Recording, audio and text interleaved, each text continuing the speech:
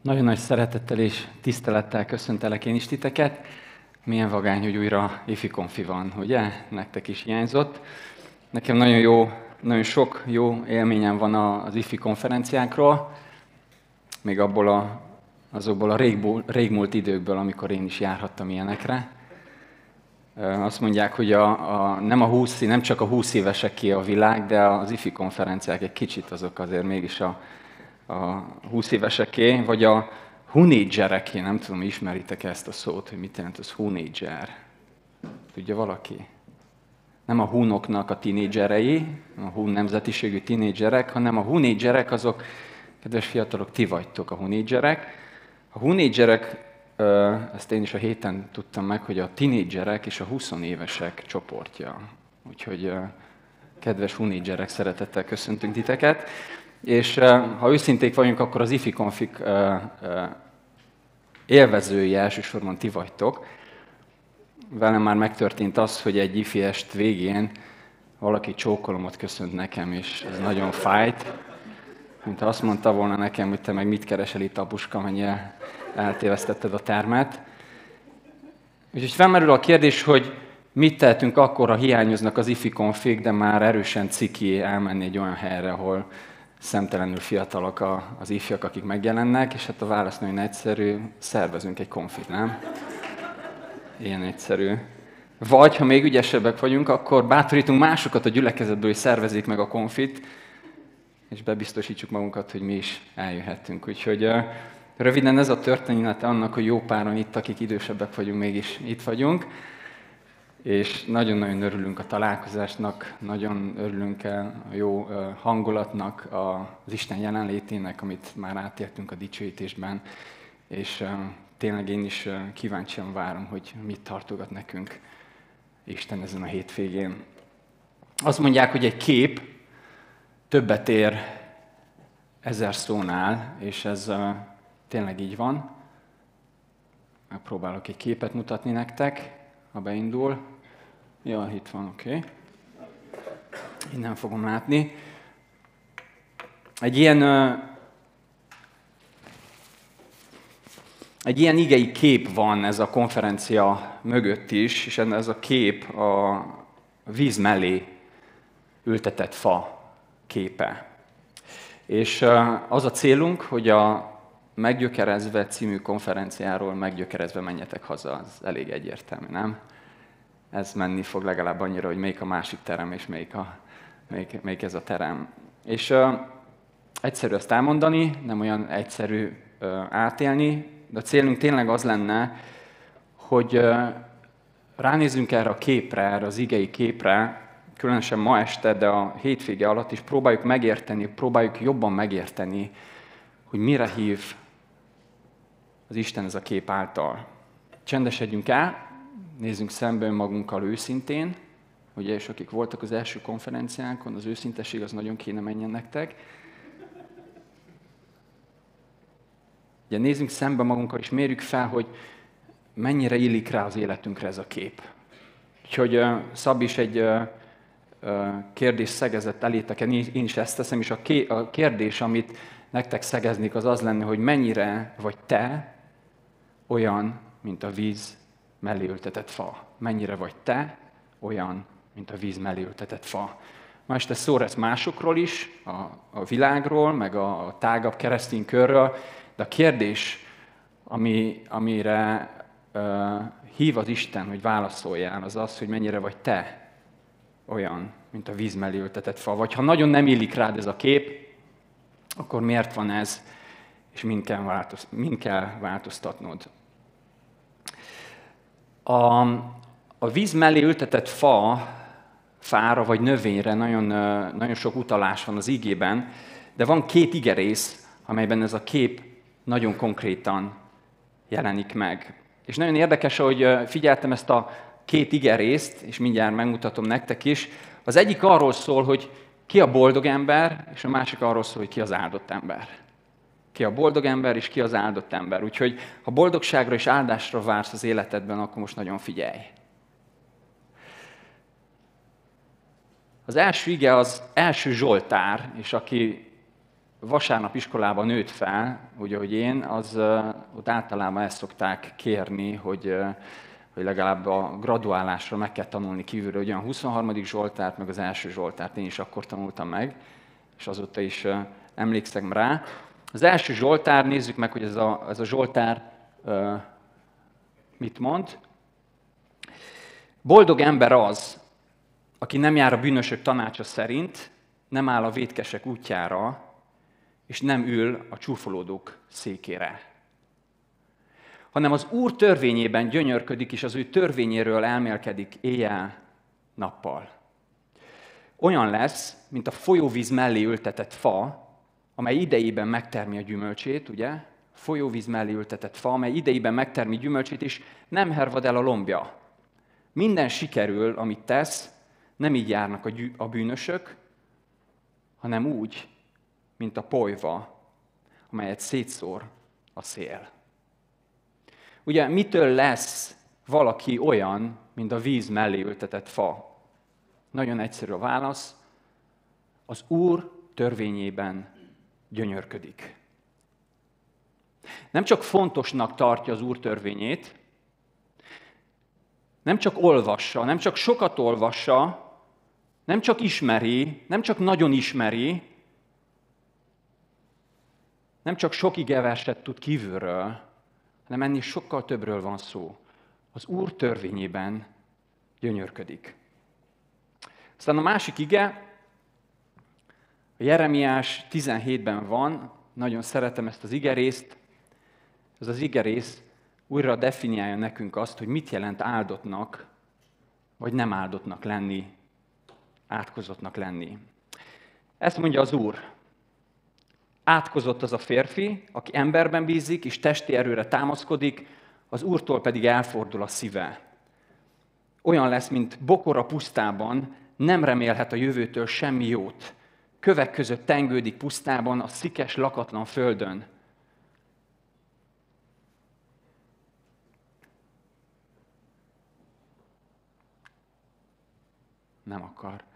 Nem akar az áldásra térni. Folytatja Jeremiás, de áldott az a férfi, aki az Úrban bízik. Akinek az Úr a bizodalma, mert olyan lesz, mint a víz mellé ültetett fa, amely a folyóig ereszti gyökereit. Nincs mitől félnie, ha eljön a hőség, a lombja üdezöld marad. Száraz esztendőben sem kell aggódnia, szüntelenül termi gyümölcsét. Mitől lesz áldott a férfi? Mitől lesz olyan, mint a víz mellé ültetett fa? Attól, hogy az Úr a bizodalma, és nem testi erőre támaszkodik. És ha megnézzük ezt a képet, nem tudom, hogy mi jut először eszünkbe erről a képről, a víz mellé ültetett fa képéről. És most annyit elmondanák, hogy nem biológia órán vagyunk, Szabi azt mondta, hogy nem kertész, én még annyira se vagyok, és a Biblia sem amúgy nem egy biológiai szakkönyv, de hogy olvassuk ezt az igét, ezt az igei képet nézzük, mi jut eszünkbe, és az egyik dolog az, amit Szabi már említett, ugye, hogy milyen fontos szerepe van a gyökérnek. Hogy van valami, amit nem látunk, de ami nagyon fontos, és erre oda kell figyeljünk. A fa halott a gyökere nélkül, ugye, és a gyökeret legtöbbször tényleg nem látjuk. Mondhatnánk azt is, hogy ami a föld alatt van, az fontosabb, mint ami látható. De az mindenképp igaz, hogy a gyökér direkt módon meghatározza a fa egészséges stabilitását és a gyümölcstermését. Tehát a fa törzse, lombja teljes mértékben függ a gyökértől.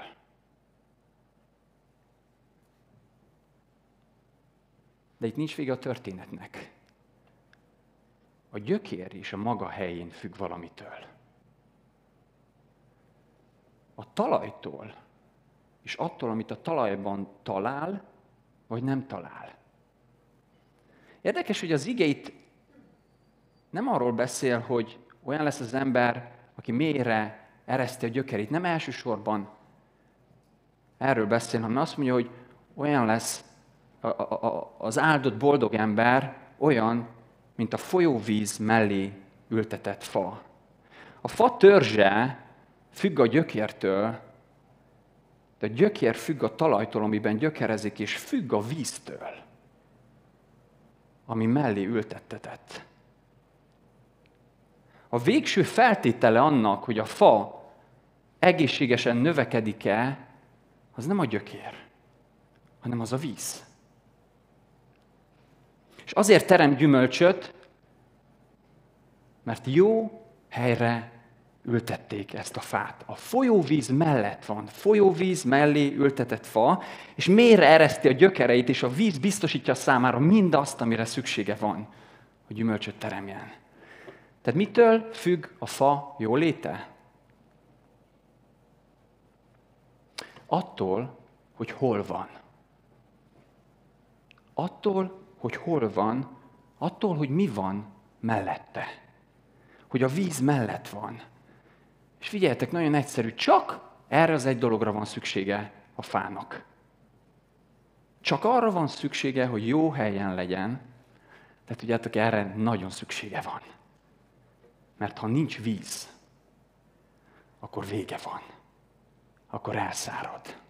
És ha egyetlen dolgot szeretnénk kiemelni abból, hogy mit látunk ebben a víz mellé ültetett fa képében, akkor az a víztől való függés lenne. A fa teljes mértékben függ a víztől. És mi jogosan sokszor tényleg a gyökeret szoktuk hangsúlyozni, és ez is teljesen rendben van, hogy az, ami nem látható, az nagyon-nagyon fontos, ez is egy igei igazság. De itt ebben a képben úgy látom, hogy nem ezen van a fókuszon. Nem ezen van a fókusz. Nem azt mondja az ige, hogy olyan lesz, mint a fa, amely mélyre ereszti a gyökerét. Nem, olyan lesz, mint a fa, amit víz mellé ültettek. Mind ereszthetette mélyre a gyökereidet, ha nincs mibe kapaszkodni. És az, amit szívsz magadba a gyökereiddel, az nem éltető. Mind eresztheted a gyökereidet. A lényeg az, hogy a víz mellett legyél, és a víz mellett maradjál.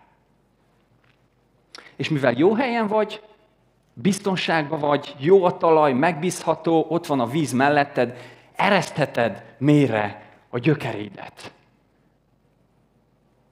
Miről beszél ez a kép? Milyen kell legyen az az ember, aki olyan, mint a víz mellé ültetett fa? Istentől való függésben kell éljen. Istenre való ráutaltságban kell járjon. És miben nyilvánul meg? Ez a ráutaltság az Úr törvényében gyönyörködik, az igéből merít életet. És a Jeremiás igében azt látjuk, hogy az Úrban bízik. Áldott az a férfi, aki az Úrban bízik. Nem önmagában bízik, hanem az Úrban bízik.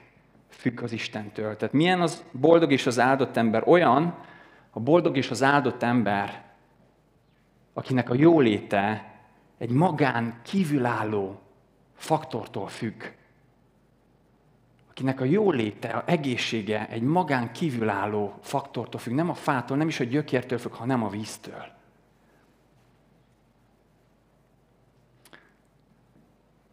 Olyan ez az ember, aki az igéből és az Úrban való bizalmából meríti az életet.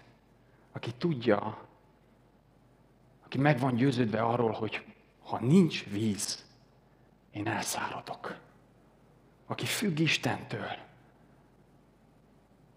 Aki tudja, hogy ha nem vagyok benne, és ha nincs mellettem, akkor nincs élet, és nincs gyümölcstermés, és elszáradok.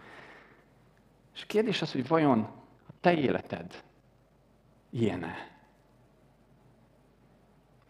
És lehet, hogy azt mondod, hogy hát persze, hogy ilyen, hát az Istennel járok, megtértem, bemerítkeztem, gyülekezetbe járok, szolgálok. De tudjátok, olyan könnyen lehet úgy Istennel járni, hogy még véletlenül sem függök tőle. Olyan könnyen lehet így Istennel járni, hogy opcionális a jelenléte. Hogy jó, ha van, de ha nincs, megoldjuk másként. És lehet soha nem élted át azt az Istentől való függést, amiről ez a kép beszél. Amit az Isten vár tőlünk. Vagy lehet valamikor átélted, de azóta messze vagy az Istentől, és megy a hívő életed ilyen autopilot módon.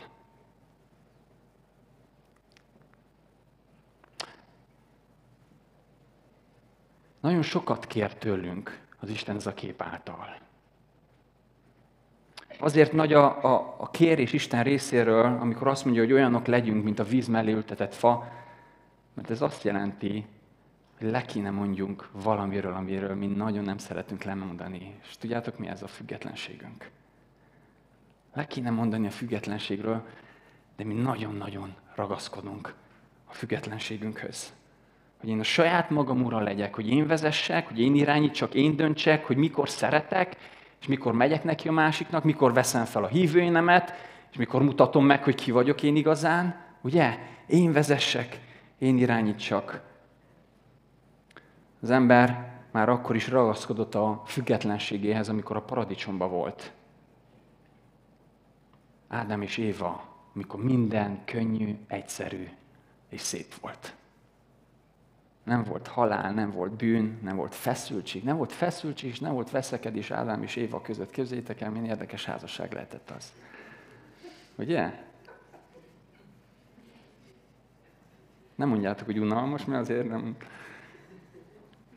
És akkor ott a paradicsomban az Istentől való függés nagyon keveset jelentett. Csak annyit jelentett, hogy tehettek bármit. Az volt a feladatuk, hogy élvezzék a paradicsomot, az édenkertet, műveljék és őrizzék a kertet, és egyenek a kert bármelyik fájáról, ugye? Kivéve egyet. És csak ebben az egy dologban korlátozta Isten az ő függetlenségüket, és mi történik? Kiharcolják a teljes függetlenséget.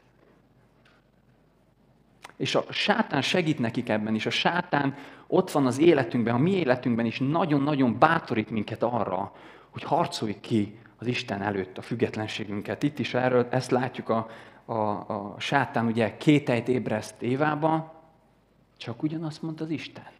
Tényleg azt mondta az Isten. És aztán hazugnak állítja be Istent Éva előtt is. Éva elbukik, és Ádám is elbukik. Az ember kiharcolta az édenkertbe az Istentől való függetlenségét. Végre szabadok.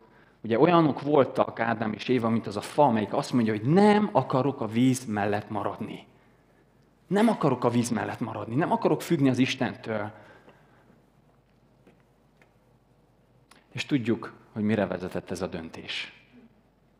És akkor előre szaladunk több ezer évet, és itt vagyunk ma, és ma is látjuk, hogy mire vezetett ez a döntés. Látjuk a romlottságot, a bűnt, az istentelenséget, a bálványok uralmát a társadalmukon.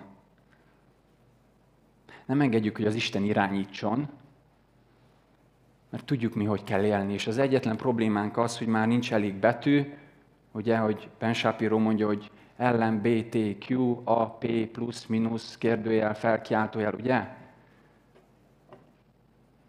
Erre vezetett a függetlenségünk. Na de nem azért vagyunk itt, hogy sajnáltassuk magunkat, hogy milyen gonosz ez a világ, amiben jelen vagyunk. Mindenkinek világos közülünk szerintem, hogy nincs mi jót várni az istentelen világtól. De közeledjünk egy kicsit magunkhoz. Mi van az Isten népével? Pontosan mi van azokkal, akik az Isten követőinek vallják magukat? Az elmúlt héten megnéztem az American Gospel Christ Alone című dokumentumfilmet. Ez az American Gospel egy összefogás, evangéliumi összefogás, és több dokumentumfilmet adtak már ki, olyan 2017 óta, és arról szólnak ezek a filmek, hogy miként torzítják el tanítók és közösségek Krisztus evangéliumát Amerikában. American Gospel, erről szól, az amerikai evangéliumról, bárcsak amerikai létezne csak, de van erdély is, van magyarországi, és nagyon-nagyon különbözik Krisztus evangéliumától.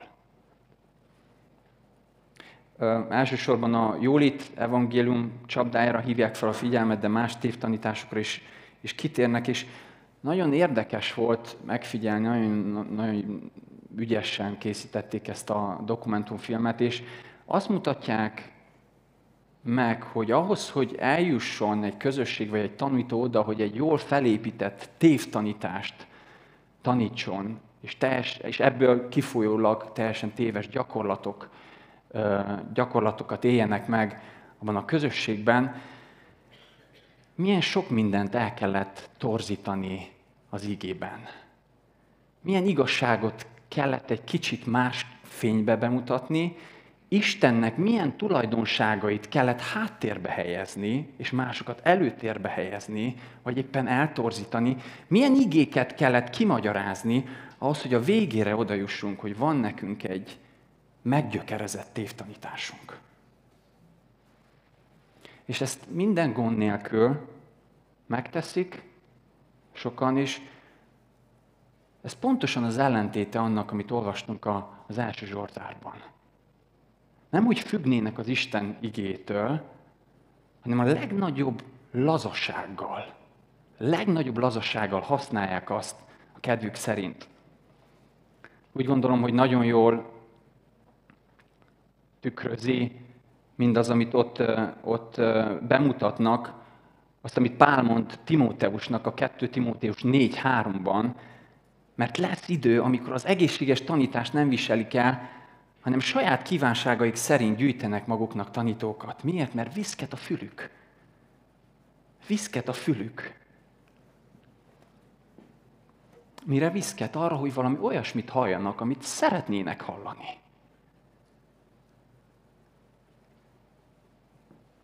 És vannak itt ebben a dokumentumfilmben megjelenítve olyan személyek, akik úgy teszik ezeket a dolgokat, hogy egyszerűen nem érdekli őket az Isten. Ugye Pál apostol is beszél ilyenekről, állapostoloknak, és tudjátok, kiknek nevez őket? Szélhámosoknak.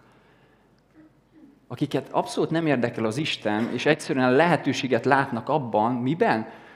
Hogy az Isten népe hiszékeny és buta, és nem olvassa a Bibliát. És egy remek lehetőséget látnak arra, hogy üzleteljenek, és üzletelnek, és nagyon jól megy nekik. De ez talán a kisebbség. Vannak sokan viszont, akik úgy jutnak el tévtanításokhoz, hogy egyszerűen a Biblia istene az nem illik bele az ő elképzeléseikbe. És el is mondják azt, amikor szembesítik őket az ige tanításával, hogy hát én ezt nem hiszem, mert ha ez igaz az Istenről, amit te mondasz nekem, akkor én abban az Istenben nem akarok hinni. Akkor én egy ilyen Isten nem akarok szolgálni, ugye? Ha az Isten az csak szeretet, akkor rendben vagyok vele, de ha az Isten haragvó Isten netán, aki haragszik a bűnre, ha az Isten olyan, akinek a haragját netán Jézus ki kellett engesztelje a kereszten, akkor én egy ilyen Isten nem akarok követni. És akkor felépítjük mi azt az Istent, akit viszont szeretnénk követni.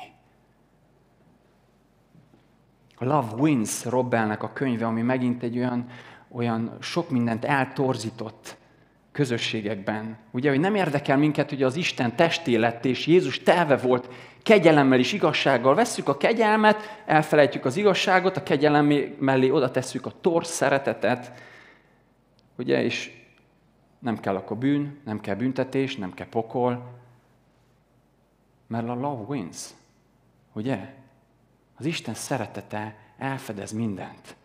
És akkor válogatjuk az igeverseket, hogy mit olvasunk és mit nem olvasunk, és mit hirdetünk és mit nem. És olyan nagyokat mondunk, hogy a hitvallás, a doktrina, az ige igazságok, azok szétválasztanak, de a szeretet az egyesít. Milyen jó hangzik.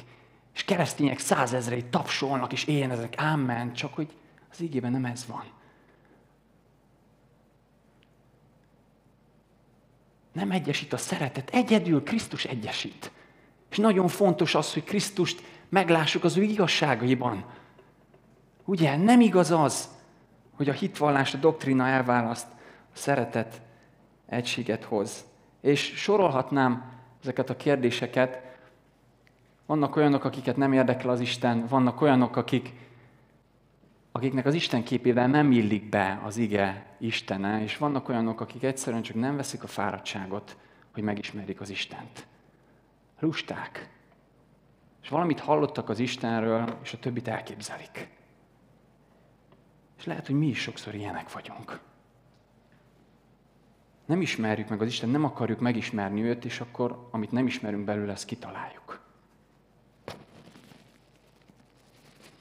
Tudjátok, ha Isten létezik, akkor őt nem kell elképzelni és kitalálni, hanem őt meg kell ismerni. Ha Isten létezik, akkor őt nem kell kitalálni és elképzelni, őt meg kell ismerni. És az azt is jelenti, hogy ha te meg én kitalálom és elképzelem az Istent, akkor úgy viselkednék, mintha nem hinném azt, hogy ő létezik, és él, és kijelenti magát nekünk. És nagyon elszomorító volt látni ebben a filmben, hogy milyen könnyedséggel bánik az ember Istennel és az Isten igéjével. Milyen lazasággal, milyen tiszteletlenséggel használjuk az Istent és az Isten igéjét a saját céljainkra. És keresztények tényleg százezrei ámmeneznek és éjjeneznek és tapsolnak ezekre a tévtanításokra, és nem arról van szó, hogy egy teológiai guru kell legyél, hogy rájöjjél, hogy az, ami elhangzik, az nem igaz, csak egyetlen egy dologra lenne szükség. Nyisd ki a Bibliádat. Ezt az egy dolgot kéne megcsinálni. Nyisd ki a Bibliádat, és adj Krisztusnak nagyobb autoritást, mint annak a megasztár prédikátornak. És nem tesszük meg, és nem teszik meg. És hogy néztem ezt a filmet, arra gondoltam, hogy ez pont az ellentéte annak, mint amit a víz mellé ültetett fa mond nekünk. És olyan rossz azt látni, hogy a keresztény világ megtanult úgy járni Istennel, hogy közben nem függ tőle. A keresztény világ megtanult úgy Istennel járni, hogy közben megtartja a tőle való függetlenségét. Mit látunk kint a világban? Azt látjuk, hogy Istentől való függetlenségben él az istentelen ember, és ez érthető. De sokszor a gyülekezetekben is azt látjuk, hogy Istentől való függetlenségben jár Istennel a hívő ember. Istentől való függetlenségben jár Istennel a hívő ember. Nem veti el Istent, nem fordít hátat Istennek, ott tartja maga mellett az életében. Csak nem függ tőle. Csak nem él tőle való függésben. Éppen csak olyanok nem akarunk lenni, mint a víz mellé ültetett fa. Éppen csak olyanok nem akarunk lenni, és tudjátok, ez rólunk is szól. Zoomoljunk be egy kicsit. Rólatok, meg rólam. Mert a mi fülünk is viszket, tudjátok. Ránk is igaz az, hogy a mi jó emberünk füle olyan tanításokat szeret bizony hallgatni, olyan dolgokat szeret hallgatni az Istenről, amik a saját kívánságainkkal megegyeznek. Mi is nagyon ragaszkodunk a mi kis Istenképünkhöz, amit kitaláltunk, kialakítottunk magunkban, és az Isten másként mutatja meg magát. Annak nem örülünk.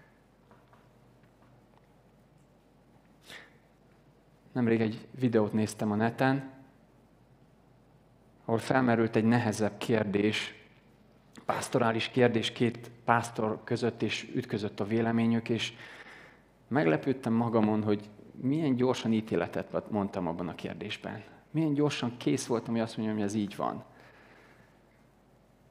És később eszembe jutott ez a videó, és úgy eszembe jutott, hogy lehet el kellene csendesedni egy kicsit. És hagyni, hogy az Isten igéje válaszoljon arra a helyzetre. És tudjátok, nagyon átfordult bennem a meglátásom. Én is szerettem saját magamat hallani, ahelyett, hogy az Istenre figyeljek. Az én fülem is viszket, és a ti fületek is viszket. Ugye nagyon hatással van ránk ez a korszellem, a világ, a bűnre ítélt testünk, a vágyaival, az óemberünk, és az óemberünk nem szereti az Istentől való függést. Nem szereti. És könnyen azt mondjuk magunknak, hogy figyú, nem kell azért függni az Istentől, lehet kicsit lazábban is kapcsolódni hozzá. Nem kell a víz mellett maradni mindig. Tudunk mi gyümölcsöt teremni víz nélkül is. Van egy elég jó bibliaismeretem, jártas vagyok a gyülekezeti mozgásokban, tudok szolgálni, benne vagyok ilyen-olyan formációkban. Megy ez nekem. Isten nélkül is. És a szomorú az, hogy nem kell ilyen hajmeresztő butaságokat csinálni, nem kell bekerülni a következő American Gospel filmbe, ahhoz, hogy elessél. Egyszerűen csak annyit kell tegyél, hogy elkezdesz önmagadba bízni. És kimozdultál, eltávolodtál a víztől. Azt mondja Jeremiás által Isten, hogy átkozott az az ember, aki magában bízik. És mindig megdöbbenek ez az ige rész előtt, mert tudjátok, olyan hatalmas szakadék és különbség van az áldás és az átok között. Olyan két nagy véglet, az áldás és az átok, de a mi szívünkbe sokszor ez a kis váltás, hogy nem az Istenbe bízok, hanem elkezdek magamba bízni, ez néha olyan könnyen megtörténik. Olyan könnyen átkapcsolunk. Sőt, sokszor nem is látjuk tisztán azt, hogy kibe bízunk igazán. Nem is látjuk a szívünk indítékait. Nem véletlen, hogy amikor Jeremiás erről beszél, akkor azzal folytatja, hogy csalárdabb a szív mindennél. Javíthatatlan. Ki tudná kiismerni? Én az Úr vagyok, a szívek ismerője. Tudjátok, olyan könnyű elkezdeni önmagunkba bizakodni. Önmagunkba bízni. Különösen akkor is, figyeljetek, ha ott mélyen, a felszín alatt valójában úgy gondolod, hogy te egy jó ember vagy. Lehet nem mondanád ezt soha ki, mert tudod, hogy kicsit karcol egy-két igei tanítással, de valahol a szíved mélyén úgy gondolod, hogy te azért jó ember vagy. Te egy jó szívű ember vagy. Nem hiszel Istennek, amikor azt mondja neked, hogy a te szíved is végtelenül gyarló, végtelenül család, ravasz, egocentrikus, bűnrehajló, minden bűnre képes, javíthatatlan. Nem hiszed azt el, hogy Krisztus nélkül halott voltál a bűneidben. És nem tudsz felkiáltani Pál apostolnak, amikor azt mondja, hogy én nyomorult ember, kiszabadít már végre meg ebből a halálra ítélt testtől. És ez a felismerés, ez a meggyőződés hiányzik belőled. Ha ezt a rossz hírt önmagadról és a szíved állapotáról nem hitted igazán el, akkor hadd mondjam neked azt, hogy erőtlen lesz az evangélium az életedben. Hogy erőtlen lesz az evangélium az életedben. Tudjátok miért? Mert Krisztus jó híre, Krisztus evangéliuma akkor ragyog fel, akkor tündököl előttünk. Akkor igazán jó hír, amikor meglátjuk az elveszettségünk mélységét és sötétségét. A jó hír akkor lesz igazán jó hír, amikor előtte nagyon jól megértetted a rossz hírt. És ha nincs rossz hír, akkor már a jó hír sem olyan jó hír. Amikor megértjük azt, hogy mennyire rá vagyunk utalva Krisztusra. Mennyire rá vagyunk utalva Krisztusra, aki a folyóvíz forrása, a víz, akiből táplálkozhatunk. Amikor ezt megértjük a ráutaltságunkat, akkor mindennél nagyobb kincs lesz számunkra, hogy maradjunk a víz mellett. Akkor könnyű a víz mellett maradni. És teljes erőnkkel benne bízunk. Nem a saját erőnkben, mert megértettük, hogy mennyire Megbízhatatlan a mi szívünk. Te megértetted-e valaha, hogy mennyire családjavíthatatlan és megbízhatatlan a te szíved? Vagy ott a mélyen úgy gondolod, hogy azért alapjáratban jó ember vagy? Amikor megnyílt az internet világa, és elkezdtem olyan tanítókat hallgatni, akiket ma is hallgatok, és emlékszek, hogy jó kis baptista fiúként határozottan zavart engem az, hogy ezekben a jó tanításokban újra és újra és újra ezek a tanítók azt mondták, hogy vissza az evangéliumhoz. Vissza a kereszthez. És bennem az volt, hogy de én tudom az evangéliumot. Én papgyerek vagyok, nekem nem kell senki magyaráz az evangéliumot. Tudom az evangéliumot. Mondjanak valami újat, mondjanak valami mást, valami érdekesebbet, vigyenek a következő szintre.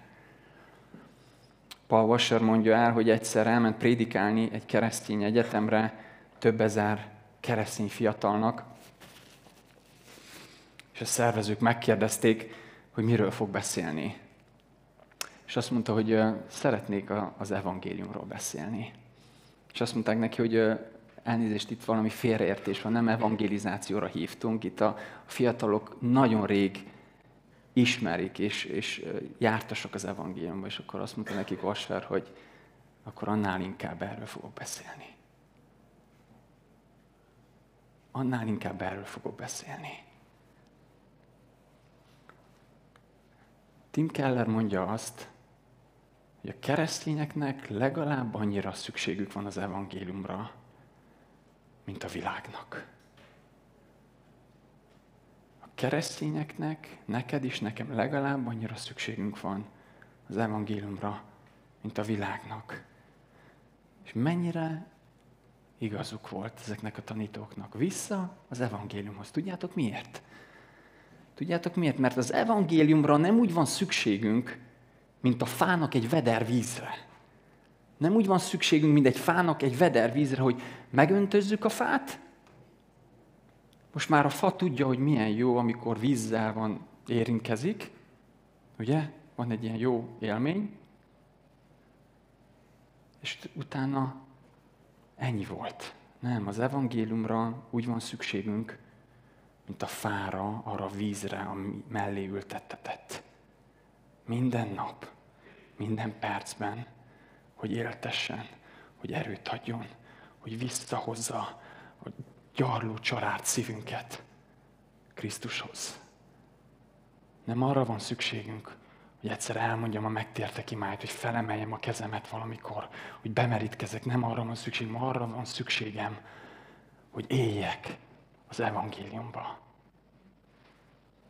Hogy úgy ébredjek fel minden reggel, hogy világossá, hogy emlékeztetem magam, hogy felfrissül bennem az evangélium.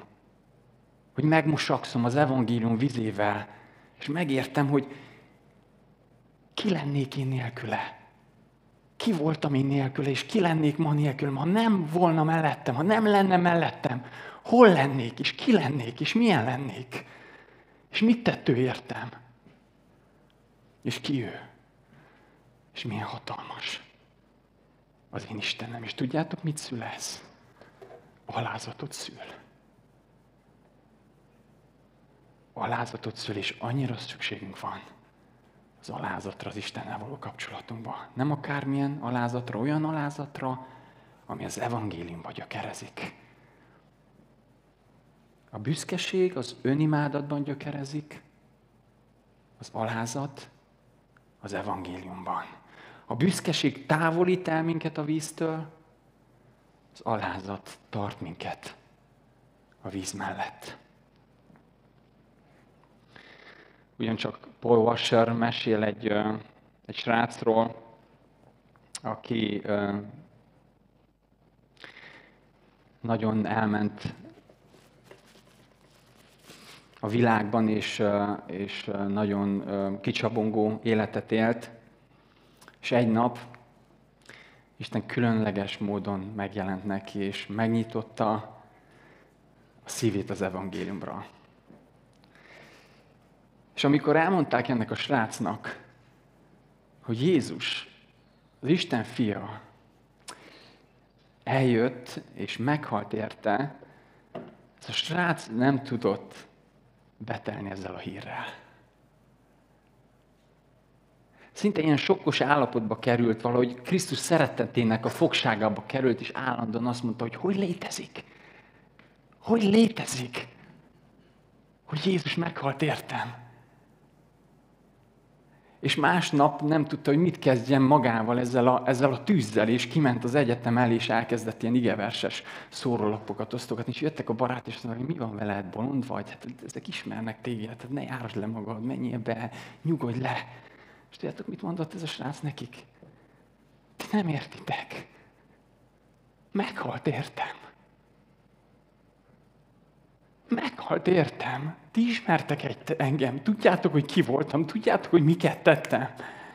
Jézus meghalt értem. Értitek? És bárcsak adna Isten nekünk itt a konferencián, és a mindennapjainkon ilyen találkozásokat az evangéliummal, amikor körbevesz az Isten szeretete, amikor megítéli a szívünket az Isten szeretete, amikor helyünkre tesz, amikor megtermi ezt az alázatot, amivel lehet élni. Mire van szükségünk az, hogy olyanok legyünk, mint a víz mellé ültetett fa? Alázatra van szükségünk, fiatalok. Alázatra van szükségünk, olyan alázatra, ami az evangéliumban gyökerezik. Olyan alázatra, ami ott tart minket a víz mellett. Mert tudjuk, hogy ha nincs víz, végünk van. Tudjuk, ha nincs ott Krisztus mellettünk. Végünk van. És még egy dologról szeretnék beszélni, hogy lehetünk olyan emberek, akik ahhoz a fához hasonlítanak, amit folyóvíz mellé ültettek. Egy nagyon érdekes történetet hallottam az elmúlt hetekben, amiben elhangzott egy mondat, ami nagyon ide talál, de kicsit szeretnék a kontextusról is mesélni. Egy nagyon híres teleevangélistáról van szó, nem fontos a neve, a 80-as években szolgált, úgyhogy amúgy sem ismeritek, egy hatalmas követőtábora volt Amerikában, és az történt, hogy sorra robbantak ki a botrányok ez a evangélista körül, egyrészt szexuális botrányok, másrészt meg pénzügyi botrányok, és egy idő után pert indítottak ellene, és 45 év börtönre ítélték. Aztán később ez a 45 évből 8 év lett, és 5 évet volt börtönbe.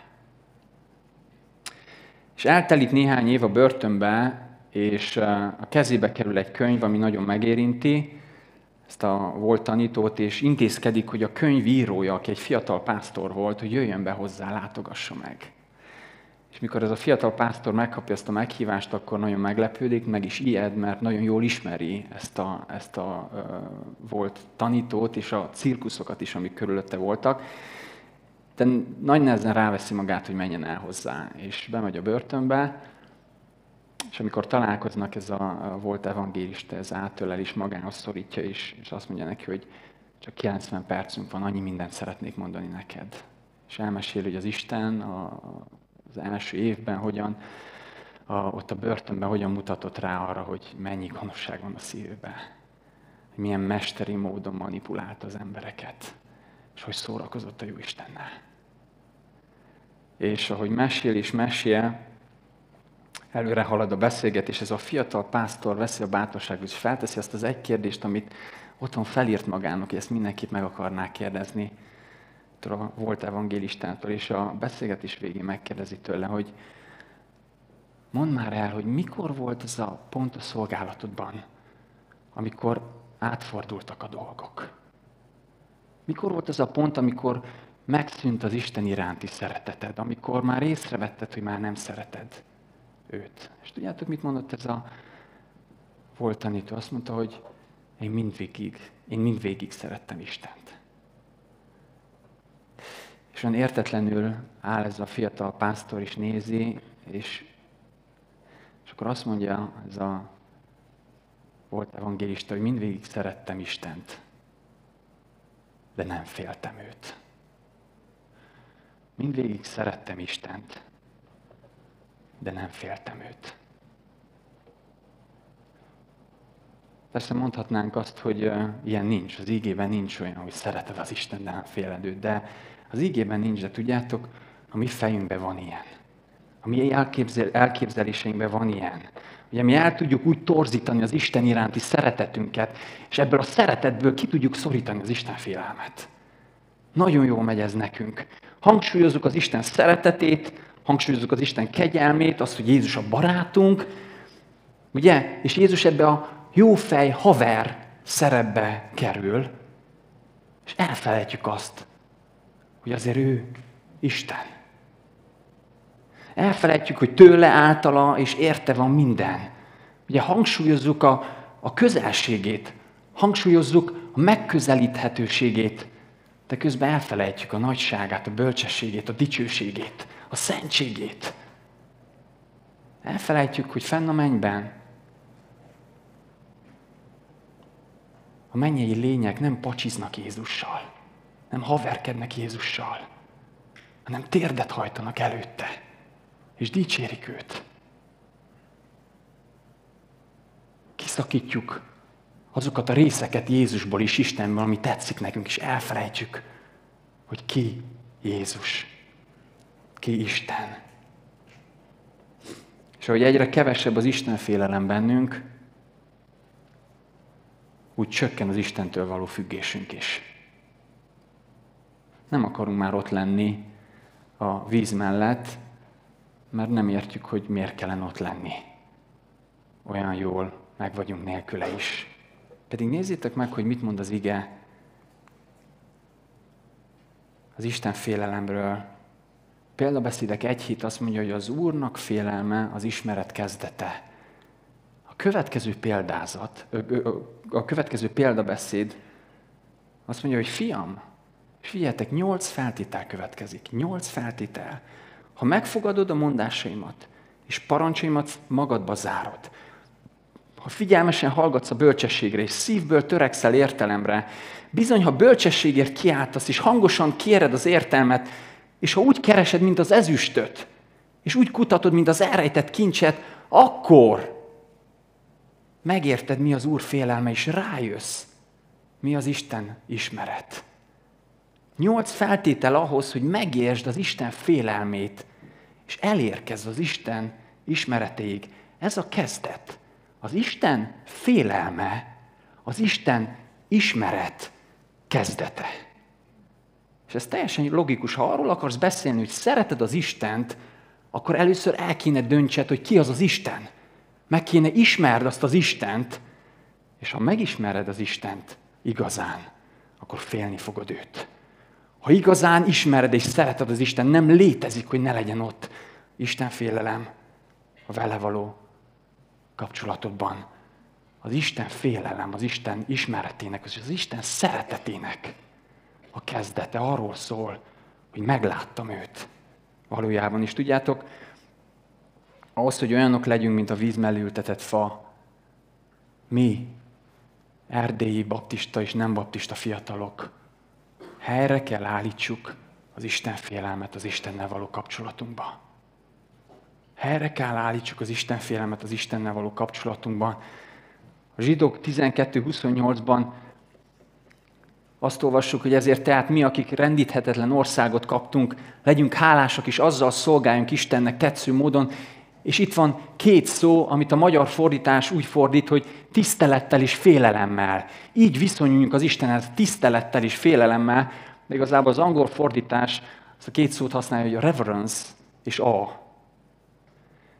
És ez a 2 szó és az eredeti szavak, amiket használ itt az ige, sokkal többet mondanak, mint csak tiszteletet és félelmet.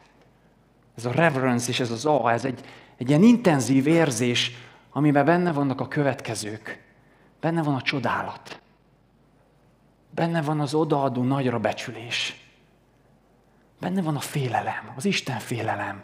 Benne van a nagyon mély tisztelet. Benne van a méltó hódolat. És benne van, ahogy Isti mondta, a sarut leoldozó áhítat. Hogy az az Isten, aki előttem van, a szent. A sarut leoldozó áhítat. Amikor meglátjuk az Istent igazán, akkor ilyen csodálat, félelem, tisztelet születik bennünk, amikor megengedjük, hogy az legyen az Isten, aki. És nem szelektáljuk a tulajdonságait. Amikor látjuk őt olyannak, amilyen, amikor látjuk a közelségét Istennek Jézusban, de azt is látjuk, hogy az Isten, a mi Istenünk emésztő tűz, az is ott van az igében. Amikor látjuk azt, hogy Jézus lefolyol hozzánk, de úgy is látjuk, mint aki előtt térdet hajtanak a mennyei lények. Mikor látjuk az ő kegyelmét, és látjuk az ő igazságát, látjuk, hogy ő közel van a megtört szívűekhez, de azt is látjuk, hogy ő nem adja az ő dicsőségét másnak, és neked sem. Látjuk, hogy ő közel akar jönni hozzánk, de nem fog közel jönni hozzánk a mi feltételénken belül. Nem fog eljönni a te kis királyságodba, hogy szebbé tegye azt, hanem el akar vinni téged az ő országába. És amikor így látjuk őt, igazán látjuk őt, akkor tisztelet, hódolat, nagyra becsülést, Isten félelem ébred bennünk, és ott tart ez a víz mellett. És lassan befejezem, az Ézsaiás 66-ban azt olvassuk, hogy ezt mondja az Úr, nézzétek meg, milyen komoly ez az ige. A menny az én trónusom, azt mondja Isten, a menny az én trónusom, a föld pedig lábam zsámolja. Milyen házat akartok építeni nekem, és milyen helyen kellene tartózkodnom? Hiszen mindent az én kezem alkotott. Így keletkezett minden, így szól az Úr. Figyeljetek, mert én arra tekintek, aki szegény, aki elesett és megtört szívű, és aki az én igémet tiszteli. A Károli fordítás azt mondja, hanem én arra tekintek, aki szegény, megtört lelkű, és az én igémet rettegi. Az én igémet rettegi. Azt mondja Isten, hogy házat akartok építeni nekem? Tényleg? Örömet akartok nekem szerezni? Kedvembe akartok járni? Nincs szükségem házra, mert minden az enyém. De ha valamit akartok hozni elém, akkor megmondom, mit hozzatok. Hozzátok a rám utalt szíveteket. Ezt hozzátok. Hozzátok a lelki szegénységeteket. Hozzátok a tőlem való függéseteket. De ha ezt ne hozzátok, más ne hozzatok. Ne építsetek nekem házat, ne szervezzetek nekem konfit, ne énekeljetek nekem énekeket, ne prédikáljatok rólam, ne csináljatok semmit, ha nem tudjátok ezt hozni.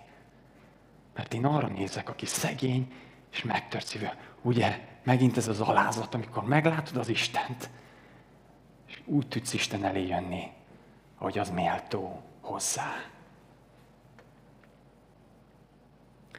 Olyan ez, mint amikor egy zongorista, egy olyan igazi zongorista, nem én, odaül a zongorához, nemrég a zenesuliba voltunk, és egy másodikos odaült a zongorához, és épp figyeltem, hogy beült a zongorához, nem kezdett el játszani, hanem eligazította a lábát, a hátát, a kezét, mindenfélét, és akkor beállt ebből a helyes pozícióba, amire majd szüksége lesz, hogy lejátsza a darabot.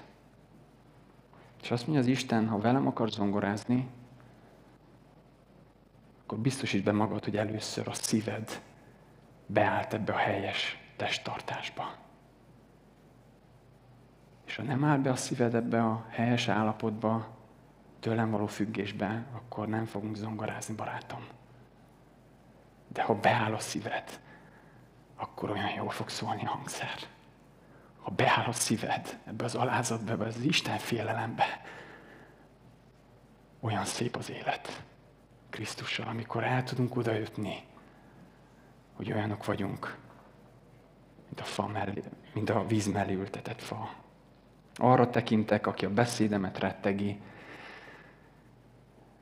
ezzel zárom, és tudom azt, hogy milyen sokszor nem rettegük az Isten beszédét, és milyen sokszor eltelnek napok, eltelnek hetek, és nem olvassuk az Isten igéjét, és meg vagyunk nélküle. Nem gyönyörködünk az Isten igéjében. És szeretnék most egy imát, egy vallomást hozni elétek, mielőtt imádkoznánk. Egy Zsoltár része ez, 119. Zsoltárból néhány igevers, amit valamikor tinikoromban megtanultam, és azóta is tudom nagyon jó, hogy ez kellene legyen az én imám, ez kellene legyen az én hozzáállásom az Isten igéhez, és nagyon-nagyon sokszor az életem mást mutat. A gyakorlatom mást mutat, a szokásaim mást mutatnak, az időbeosztásom mást mutat. De mindig, ma este is visszatérek ehhez az igéhez. Így szól annak az embernek az imája, aki az Úr törvényében gyönyörködik. 119. Zsoltár 9. versétől ezt olvassuk. Hogyan tartatja tisztán életútját az ifjú?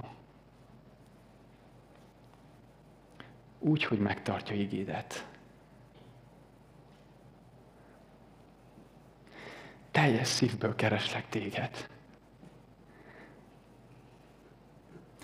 Ne engedd, hogy eltérjek parancsolataidtól.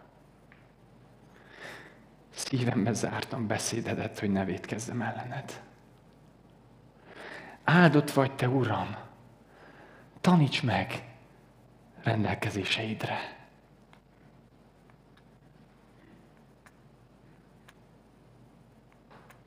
Váltsatok, kérlek. Ajkam felsorolja a szád minden döntését. És hiszem és tudom azt, hogy minden gazdagságnál nagyobb öröm, ha intelmeid szerint élhetek. Utasításaidon elmélkedem, és figyelek ösvényeidre. Gyönyörködöm rendelkezéseidben, és az igédről nem feledkezem meg. Gyertek, hajtsunk most fejet, és szeretnék lehetőséget adni arra, hogy beszélgessetek az Istennel, maradjunk néhány percet csendbe, és térjünk vissza az a kérdéshez, amivel indítottunk.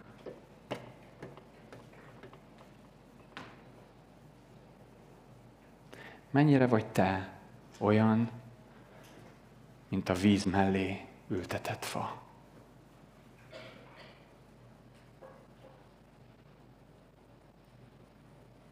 Mennyire bízol Istenbe, mennyire bízol önmagadba, mennyire látod magadat egy jó embernek, vagy mennyire tudod már, hogy milyen gyarló és javíthatatlan a szíved.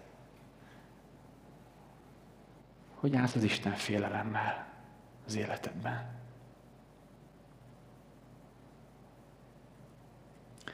Mennyire rettegsz az Isten beszéd előtt? Mennyire engeded meg, hogy olyannak ismerd meg őt, olyannak mutassa be magát neked, amilyen.